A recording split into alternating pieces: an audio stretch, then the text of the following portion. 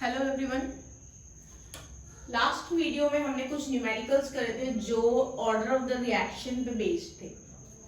उससे पहले हमने टॉपिक किया था मॉलिक्यूलैरिटी और उससे पहले हमने किया था order of the reaction.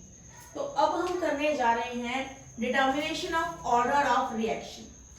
Order of reaction means order को डिटरमाइन करने के लिए बहुत सारे मेथड्स हैं, जैसे graphical method, Oswald isolation method, initial rate method, integrated rate law method, half life method। तो अभी जो हम करने वाले हैं वो है integrated rate law method और लेकिन से integrated rate law equation करने वाले हैं हम। So as we already know that the concentration dependence of rate is called differential rate equation। जो concentration dependence है रेट की, रिएक्शन रेट की, और जो इक्वेशन बनती है रेट इक्वेशन, उसको हम डिफरेंशियल रेट इक्वेशन बोलते हैं। ये हमने पिछली वीडियो में पढ़ा भी है। हमेशा कन्वीनियंट नहीं हो पाता कि हम इंस्टेंटेनियस रिएक्शन रेट को डिटरमाइन करें या मेजर करें। क्यों? कारण क्या है इस चीज का? इसका कारण ये है कि इंस्टेंटेनियस रेट जानने के लिए हमें डिटरमाइन करना पड़ता है वो स्लोप जहां पे टेंजेंट ड्रॉ किया जाता है उस इंस्टेंट ऑफ टाइम के लिए जिसके लिए हम इंस्टेंटेनियस रिएक्शन रेट निकाल रहे हैं। और वो हम निकालते हैं, टेंजेंट हम ड्रॉ करते हैं कंसंट्रेशन वर्सेस टाइम ग्राफ में, जो कि मैं आपको इंस्टेंटेनियस रिएक्शन रेट जब मैंने बताया था तब ये चीज मैंने आपको बताई थी, किस तरह से हम टेंजेंट ड्रॉ करते हैं, वहां पे स्लोप बनाते हैं और फिर रिएक्शन रेट डिटरमाइन करते हैं। सो ऐसा करना थोड़ा डिफिकल्ट है, और ऐसा करना डिफिकल्ट है तो इस तरीके से रेट लॉ डिटरमाइन करना डिफिकल्ट है। रेट लॉ डिटरमाइन करना डिफिकल्ट है तो ऑर्डर ऑफ द रिएक्शन को भी डिटरमाइन करना थोड़ा डिफिकल्ट हो जाता है। सो इस डिफिकल्टी को भी अवॉइड करना पड़ेगा। इस डिफिकल्टी को अवॉइड करने के लिए हम ऐसा तो नहीं कर सकते कि इंस्टेंटेनियस रिएक्शन रेट को ही अवॉइड करें। ऐसा हम नहीं करेंगे, हम कोई और मेथड देखेंगे, कोई और रास्ता देखेंगे जिससे कि हमारी जो डिफिकल्टी है वो ओवरकम हो सके। So in order to avoid this difficulty, we can integrate the differential rate equation। जो differential rate equation आती है उसको हम इंटीग्रेट कर सकते हैं। अगर हम उसको इंटीग्रेट कर देंगे तो हमारी ये प्रॉब्लम सॉर्ट आउट हो जाएगी। ऐसा करने से अगर हम इंटीग्रेट कर देते हैं तो क्या मिलता है हमें? एक रिलेशन मिलता है between directly measured experimental data, जो कि कंसंट्रेशन है डिफरेंट टाइम्स पे, और रेट कांस्टेंट। तो ये हमें रिलेशन मिल जाता है, concentration at different times and rate constant के बीच में हमें एक रिलेशनशिप मिल जाता है। कैसे मिलता है वो भी हम आगे पढ़ने वाले हैं। तो रिएक्शन जो होती है अलग अलग ऑर्डर की होती है, तो इंटीग्रेटेड रेट इक्वेशन जो है डिफरेंट होती है डिफरेंट ऑर्डर्स के लिए। अगर ऑर्डर डिफरेंट है तो रिएक्शन रेट भी डिफरेंट रहेगा। अब हम करेंगे zero order reaction. Zero order reaction पहले मैं आपको रिमाइंड करा देती हूँ क्या होता है। जीरो ऑर्डर रिएक्शन का मतलब है कि जो रिएक्शन रेट है वो प्रोपोर्शनल है concentration of the reactants raise to the power zero. It means reaction rate is independent of the concentration of reactants. वो जीरो ऑर्डर रिएक्शन है।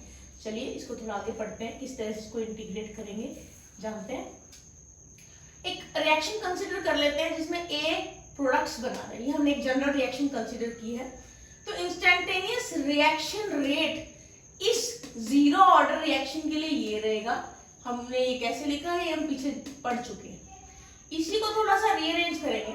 अब आप देखिए जो के की वैल्यू है, जो रिएक्शन रेट है वो किसके इक्वल है? K into the molar concentration of reactant raise to the power to their stoichiometric coefficient, actual stoichiometric coefficient, क्योंकि हम यहाँ पर हम जीरो लेंगे जो कि एक्चुअल stoichiometric coefficient है, बिकॉज यहाँ पे हम ऑर्डर की बात कर रहे हैं। तो ये जीरो है क्योंकि ये जीरो ऑर्डर रिएक्शन है, तो ये जीरो हो गया। जीरो किसी चीज की पावर होती है तो उसकी वैल्यू 1 हो जाती है। तो dA/dt will be equal to K। इसको रीअरेंज करेंगे तो के, ये dt को k के पास ले आएंगे, इधर मल्टीप्लिकेशन में चला जाएगा क्योंकि यहाँ पर ये डिवीजन में है, तो minus D a is equal to K dt आ जाएगा। इस तरह से रीअरेंज करके आपकी वैल्यू आ जाएगी। तो ये आपकी आ जाती है, माइनस साइन को ट्रांसफर करेंगे k की तरफ, ये आ जाएगा। अब हम क्या करेंगे, ये जो इक्वेशन ऊपर वाली इक्वेशन को रीअरेंज करके बनी है ना, इस इक्वेशन को दोनों साइड से इंटीग्रेट कर देंगे। क्यों? क्योंकि हम इंटीग्रेटेड रेट लॉ इक्वेशन बनाने वाले हैं। यहाँ पर इंटीग्रेट करेंगे तो ये इस तरह से ये इंटीग्रेशन का साइन लगता है। ये देखिए मैंने इंटीग्रेशन का साइन लगाया दोनों तरफ। इसको इंटीग्रेट करने के बाद ये d वाली जो इसके अंदर टर्म है वो चली जाती है, तो ये खाली d या खाली a रह जाएगा, molar concentration of a equals to minus kt आ जाएगा। यहाँ पे भी d की टर्म चली जाएगी। और इंटीग्रेशन लगा रहे हैं तो हम क्या करेंगे, यहाँ पे इंटीग्रेशन कांस्टेंट साथ में प्लस में ऐड कर देंगे, प्लस में i आ जाएगा। यहाँ पे this i is the constant of integration. अब हमें i की वैल्यू जाननी है, कैलकुलेट करनी है, तो हमें इनिशियल कंडीशंस को अप्लाई करना पड़ेगा। So the value of a can be calculated from initial conditions. Initial conditions क्या है, जब time t is equal to 0 है और a molar concentration of reactant जो है इनिशियल मोलर कंसंट्रेशन है। एक चीज मैं आपको यहाँ पे बताना चाहती हूँ आगे बढ़ने से पहले, यहाँ पे भी एक नॉट का साइन मैंने लगाया है, यहाँ पे भी एक नॉट का साइन मैंने लगाया है, दोनों का मतलब डिफरेंट है। Don't get confuse between the two. बताती हूँ मैं, यहाँ पे जो नॉट ऊपर की तरफ लगता है वो आप स्टोइशियोमेट्रिक कोफिशिएंट, वो स्टोइशियोमेट्रिक कोफिशिएंट को इंडिकेट करता है, ऊपर वाला नॉट।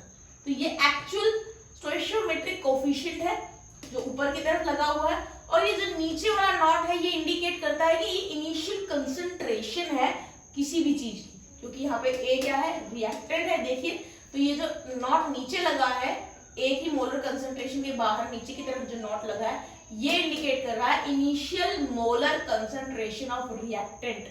सो इन दोनों में प्लीज कंफ्यूज मत होना, और साथ में इन दोनों को इंटरमिक्स भी मत करना।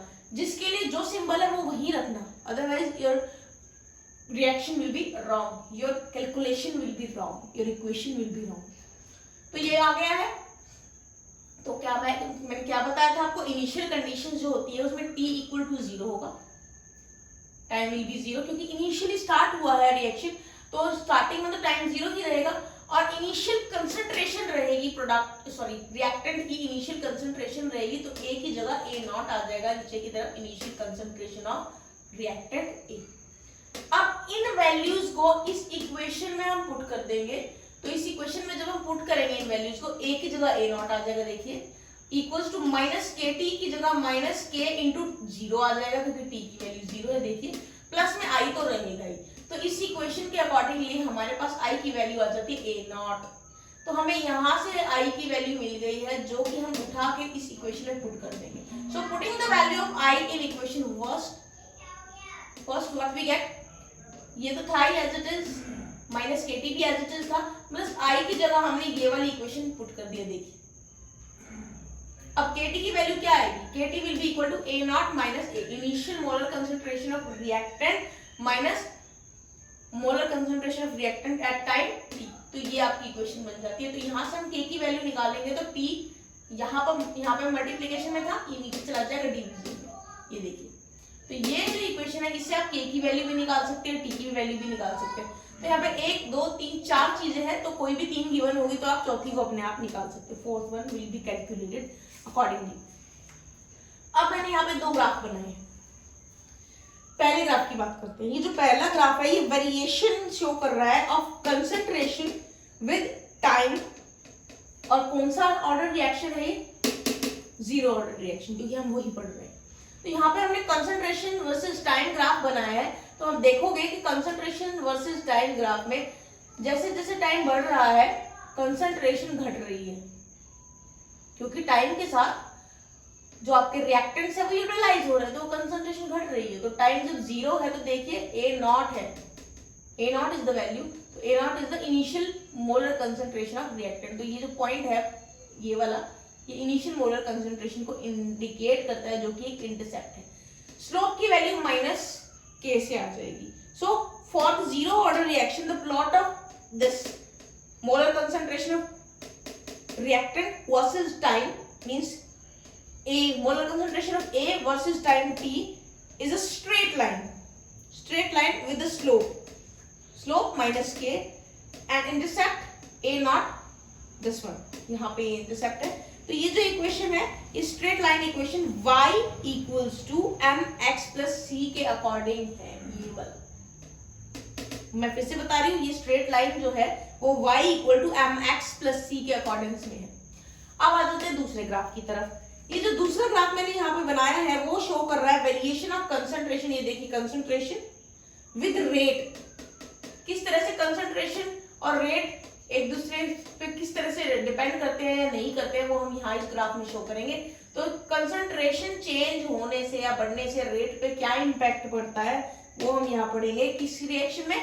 जीरो ऑर्डर रिएक्शन में। तो आप देख सकते हो कंसंट्रेशन के बढ़ने से रेट पे कोई इंपैक्ट नहीं पड़ रहा, रेट की वैल्यू सेम है, क्योंकि यहाँ पे हमें एक straight line parallel to this concentration axis दिखाई दे रहा है। तो इससे पता चलता है कि rate is independent of concentration, because here in this graph we can see that concentration is changing but rate is fixed. So in this way you can calculate the integrated rate law equation. Do try this reaction.